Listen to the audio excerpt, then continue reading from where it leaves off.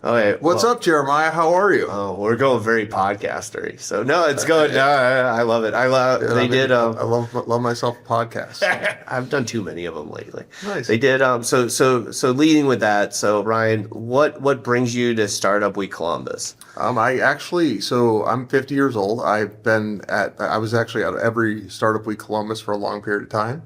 And when Yeah. Doug said he wanted to bring it back, we were like, yeah, let's have it in, our CoHatch, in Polaris. And, so we sponsored it and we kind of get behind it. I mean, Columbus definitely needs it. I think, there's so many groups now. And I mean, in 20 years ago, it was, kind of the one thing that we had in Columbus. And, Will Schroeder started it with like Mikey Late Night Slice and a couple other guys.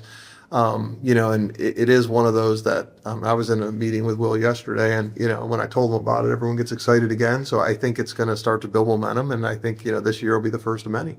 Yeah, I want to say thank you on behalf of all of us that have been involved. I think that when Doug brought this up, I think I've really liked where it's gone. I've liked the participation. I've liked the talk. So I mean, I have no reason to thank you, but as a participant, and I want to say thank you because I think that this is, I agree, something that we need, and it's something that was kind of left on the roadside at some point because of things that weren't always in control. 100%. And I think, in the very beginning when it started, it was very, it was run by a large bank. Great, awesome. This is really grassroots, right? I mean, Yeah. It's Tushar, it's, like Lindsay, it's Doug and Sashka and Dan and so I know Richie from our side has been big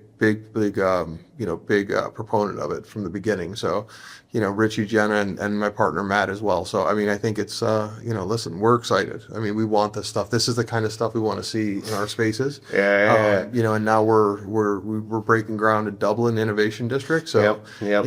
we'll keep making it bigger and bigger, or at least helping, as long as everybody's getting some value out of it. Yeah, well, I think they are. So we'll see next year, I guess, after this closes. So 100%. Angie got a pretty cool robot dog out of this. There this was whole a year. robot dog, right? I mean, I don't think there was ever a robot dog. So at least, we got some firsts. Yeah. Okay. So leading off of that, can we talk about kind of your past, how you got here, and kind of some of the values or kind of what's important to you based off of what you're describing with Startup Week Columbus? 100%. And so to me, entrepreneurship is a big thing, right? But it's I think a lot of times we focus on the tech side. It's the heavy software side.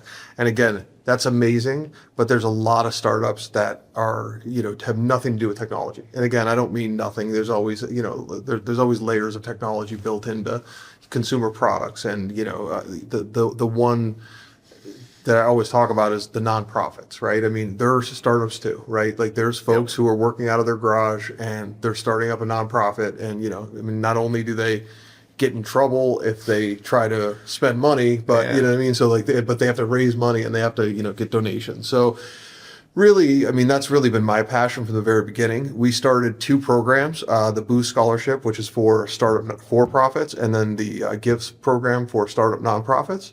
Or small nonprofits, I should say, but a number of them are startups, right? So really the idea is to get them out of their homes, work what they love what they do, interact with everybody and really get a diverse, type of passion. Yeah. And again, that entrepreneurial passion, like I love the farmers markets. You go in and you can see like everyone's excited. They're selling the wares, they're selling food, they're selling something, tchotchkes, whatever it is. So like that's the kind of entrepreneurial passion that I feel like, we get. And then you still have, we had Reciprocity Robotics, we had Sonic Fire, we've had, large companies that have come out of our infrastructure and out of our network. So it's fun to watch everybody get together and see what they come up with. Yeah, I think that Columbus is big and small in a lot of ways, right? So we're not as large as a San Francisco, but even with our size, it seems like everybody seems to know each other. And I think that they say that 72% of people that start startups or small businesses have never started a business before. And I think it could be very lonely. And I think that one of the missions that I have in life is to make that world a little bit smaller for entrepreneurship. So it's how do you, to your point, get them in groups, get them kind of supporting each other and really building out on that. And everybody's learning from everybody. So I've learned just as much from a nonprofit as I've learned from a for-profit, as I've learned from a tech startup, as I've learned from, a lawyer or whoever, a lot of folks like have single shingles in our places. Yeah.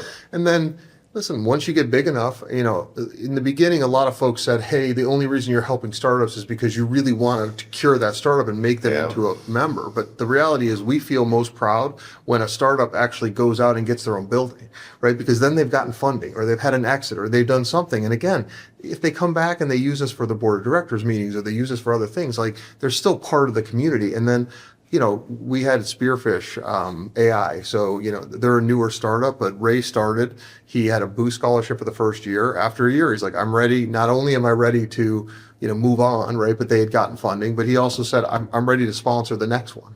Yeah. So, we do have like Franklin County and some other, sponsors who actually sponsor the boost scholarships and the give scholarships. So, it's not as much as we'd love, but I mean, at the same time, it's been 10 years and, we have I think it's 400 startups now and 600 nonprofit give scholars. So, I mean, it's just, it's kind of grown. I mean, and we're still the same 6 partners who started in Worthington in one location, and this is the way we were then. And honestly, the fact that it's grown, it's been amazing. Yeah, I think that you hit on something very core. Is I think a lot of people think very transactionally, right? Mm-hmm. And I think it's because so many people in the world are transactional. I think that to your point, like when we focus on community building, when we focus on growth in any company, it's a lot of those times, those interactions or those points that you hit that you otherwise wouldn't have.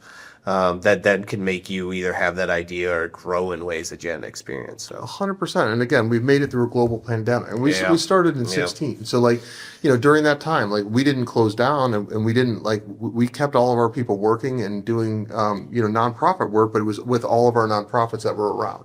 Yeah. So, we see other types of competitors say, hey, we're going to offer a non-scholarship, like a nonprofit, but like they're always worried about trying to figure out what that next dollar is, which I'm not saying it's not important and you have to make money. We are definitely a for-profit business, but at the end of the day, we have no expectation of what we do. When we give a scholarship, it's literally just to let other people live their best life. And, that's been from the very beginning. If you saw Matt's speech, I mean, work for your love what you do, and literally like stay healthy and stay emotionally healthy, physically healthy, mentally healthy. And, again, in 16, that was our mantra. It is the same now, right? If you can go back, so we'll end on this note, appropriate or not, but if you could go back and give yourself advice at the beginning of this kind of journey, what's the one thing that you would tell yourself that you would want others to hear?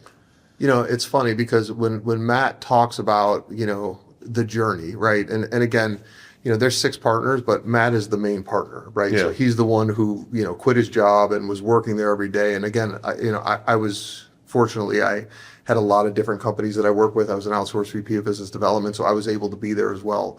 Not as much as he was, but the reality is that what I would say is just enjoy the moments, because like we did a kids market in the beginning. We did, all these different things. And it's like, we had no idea that it was going to get as big as it did.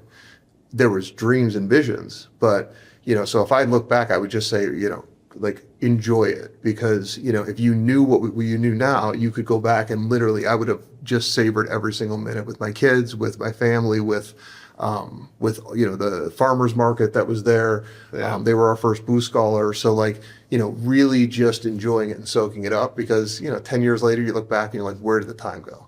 Yeah, I think that's very interesting, because a lot of startups, whether you succeed or not, it's all full of these pivotal moments that change us and kind of like build up over time. And I think that's solid. All right, well, thank you, sir. I appreciate you. Thank you.